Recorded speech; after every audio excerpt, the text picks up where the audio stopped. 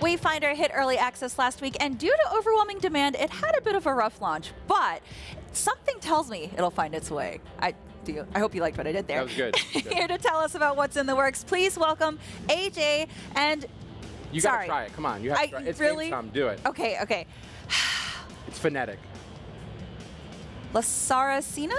There you go. Really? Yeah, that's it. It's phonetic. Yes. People get so scared about it, but it's just... I'm so glad. Okay, yes. First name down. All right. And you are from Airship Syndicate. Welcome. Yeah, welcome. well, thank you very much. We wanted to have more members of the team here, but unfortunately, as you mentioned, we weren't able to do that. So, yeah. We launched last week. Things kind of blew up, and we're in the process of solving it. So, people have been telling us the entire time here, it's like, oh, it's a good thing, but it's really not, obviously. Like, we want people in the game. We want them to play, but the demand has been incredible. The community has been incredible, and we're really, really excited to bring the game out into early access and then just build it from there. Yeah, so actually I had a question about that because people, once they do get into the game, they seem to love the art style and everything. And you've had this incredible way of being able to communicate with the community, which I have felt that developers have been kind of missing for a while now. So do you have another update on the sort of server situation? I did see your tweet from about 4 days ago. Yeah, so we've actually been posting almost hourly on our Discord, which actually has, our Discord went from 25,000 people to 80,000 in 48 hours, which was just like, again, like we are super humbled by the support and the people that are coming in there. But yeah, about every half hour to an hour, we've been trying to give software updates and server updates. We've been working behind the scenes nonstop since the game launched. Last night we put out a really big update, letting people know that not only did we increase capacity, the queue times are down, disconnects are down. We're not done by any means. Like everyone needs to be in, but roughly right now our queue time is about 20 minutes down from where it was like a couple hours. Again, was not what we wanted, not what we could plan for, unfortunately, but we're in a really great spot right now. So yeah, we really believe in the game, and it's great to see that the community also believes in the game. Yeah. And it's just, as I mentioned in the letter that I actually wrote at 3 o'clock in the morning, that the early access is just a conversation with players. And so just by being transparent with them and where we were and how we did wrong, all we can do is show them via our action and what we're going to do to make it better. But like you mentioned, once people are in the game, they love it. It's just we got to get more people in. Yeah, I'm really glad you brought up that point about the letter that you wrote. I didn't realize it was at 3 a.m. Yes, it was at 3 a.m. Yeah, but you did mention that in that statement that early access is not a crutch and that it's actually a conversation between the studio and the community. Yep. So how has it been talking to the community? Like, how's the feedback been? How has that conversation been? Because obviously conversation is a two-way street, right? Yeah, totally. And so we've run a couple different beta tests for the game, and in those betas we've had tons of great feedback about people wanting to see things like air dash, character balance changes, parries for weapons that didn't have them before. And so we utilize a website called Feature Upvote, which people can submit their ideas and thoughts. Other people upvote or downvote them, and then after every beta we assessed where we were. So it's been amazing to see the game grow since we started that, and I think it might take a little bit of time for new people that come into the game to understand that's kind of how we're approaching early access, but we've said all along that we could launch the game with 1,000 zones and 25 different wayfinders and 95 weapons, but if the game is not fun, if it's not rewarding, if the loops aren't there, there's no point. So we really want to focus on building the foundation for Wayfinder now in early access with the community, telling us what they want, what we're doing right, what we're not doing right, and then we can go larger once the game is eventually free to play in 2024. Ooh, 2024, okay. Early 2024, yeah. Amazing, That's our current timeline. Yeah, so can you give me a little bit more on what exactly the gameplay loop is like? You did mention that you wanted that loop to be there, and obviously you're taking feedback. So what is the current gameplay loop like? Yeah, so at the very start, Wayfinder is a character-based online action role-playing game. It's pretty much our love letter to MMOs. I mean, we grew up playing games like WoW and EverQuest and Final Fantasy, Destiny, Monster Hunter. So there's a lot of different DNA in this game, but at its heart, it's about social, so playing with friends. You have a house that you can decorate. There's large social spaces. Going on awesome adventures with friends, dungeon diving, in randomized dungeons to collect components to craft more wayfinders, craft more weapons, and then large open world areas that you can meet new friends, you can do large scale events, kill world bosses and do quests. So it really is our love letter to MMOs, and one day we hope it to grow into that even big MMO, but it's the game that we've wanted to make for a long time and really plays to the strengths of Airship Syndicate with the beautiful art and the characters that people love, and we're really, really excited about the future. Yeah, so speaking of this being free to play, you mentioned in the statement you did say that the pricing in the store was getting adjusted and Yep. everything as well.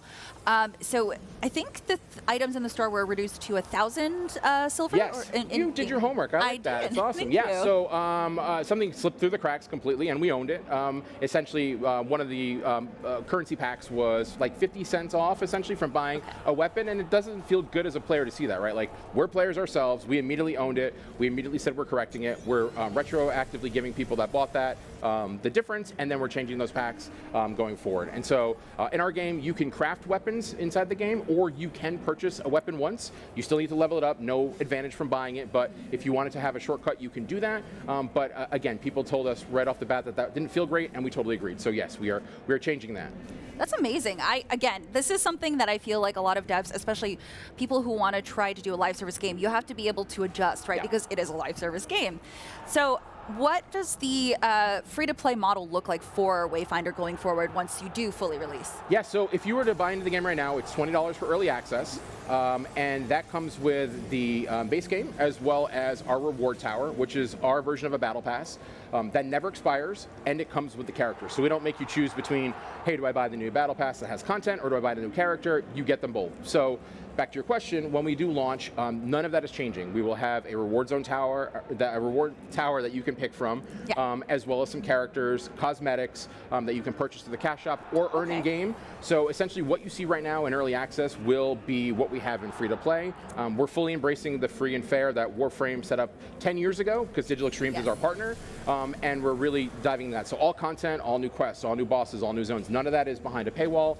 All that will be coming free to players. Yeah, actually, so you mentioned your publisher. So what has it been like working with the team that created Warframe? And obviously Warframe was something that also did have a bit of a rough launch as well, but then they learned because it's live service. So how has it been like being able to collaborate with them? It's been great. I mean, a lot of people, when we talk to press upstairs, and they're like, "Oh, did you change a lot of this game so it made sense for Warframe?" We're like, "No, like we made the game that we wanted to make, and there was a lot of DNA that was shared with Warframe." So it was really a great match once we sat down in a room and they said, "Hey, we want to publish this game." Yeah. But we are constantly in communication with them, both from a technical side as well as like monetization side, to give us advice, gameplay. They've done it for 10 years, like I mentioned, so they definitely are the masters of it. It's new for us. We're used to putting out a game like Ruined King or Darksiders or Battle Chasers and then being done with it, or like, all right, on to the next thing. But this is the start. It's not a sprint, it's a marathon, and they've been really great to help us put that in perspective and be like, no, we'll buckle down, we'll solve what we have to solve now, and we'll move forward and make something awesome. Yeah, I think that you're definitely on the right path, because not a lot of companies decide to do cross progression, cross play, and cross saves specifically. Yes.